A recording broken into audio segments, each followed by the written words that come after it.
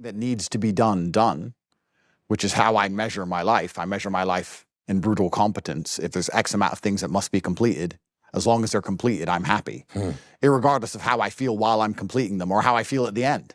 If I'm sad the entire time or depressed or stressed the entire time, as long as they get done, I'm happy, if that makes sense. I can be happy and stressed at the same time. I can be happy and miserable at the same time. In fact, part of me is happy when I'm miserable. I enjoy being miserable, like a grumpy old man. You know, like the grumpy old man who takes the kid's ball and punctures it because they kicked it over the fence? That's a little bit me.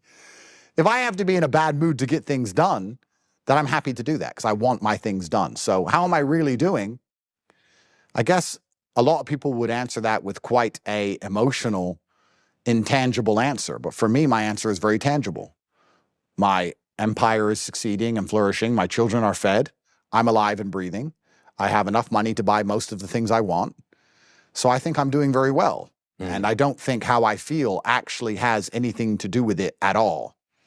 And that's why, to go back to what I said earlier about talking about the question instead of answering the question, when people ask me how I'm doing and I say fine, even if I'm in a bad mood, I will still say fine. And I think I'm telling the truth because I am doing fine because I'm alive and I'm breathing. Although when most people ask me how I'm doing, I don't say fine. I say, if I walk into a store, in fact, today I walked into Louis Vuitton and they said, how are you, Mr. Tate? And I said, rich and stressed, which is the truth. So I'm quite truthful from the beginning. But how I'm really doing, well, everyone's eating and I'm alive. So I think I'm doing pretty good. And you know, to elaborate on the question, I don't want to necessarily say people intentionally lie. I think most humans have realized that nobody gives a shit how they're doing when 100%. They ask that question, so they automatically say, I'm fine. 100%. Because they know if they actually sit down and tell you for 10 minutes how they're feeling, you're like, I didn't expect you to actually answer the question. So the person asking the question is not authentic and genuine. Yeah. And humans feel that and they don't want. But if I say, Andrew, how are you really doing? You actually have to take a moment to be like, oh, shit, he actually wants to hear it. That's right. And we're not used to hearing it because a lot of us are autopiloted, right? How are you doing? Fine. You? Good. It's all autopilot, all this small talk, this introductory chat. So you're right. Most people answer because they know people don't care, and people don't care because they have their own problems, their own stress. And there isn't a single person on the planet who doesn't have stress and problems.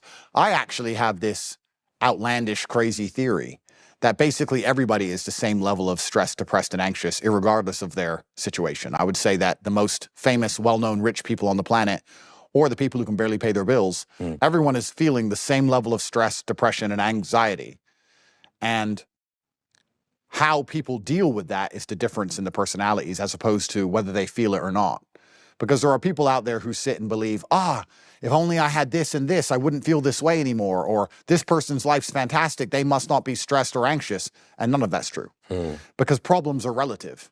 I've caught myself doing this. I'll have a huge gargantuan problem. For example, 25 years in a Romanian jail. And I'll have a huge issue to deal with. And it's all I think about. And it stresses me out. And the second I fix that problem, the next day the gardener doesn't show up.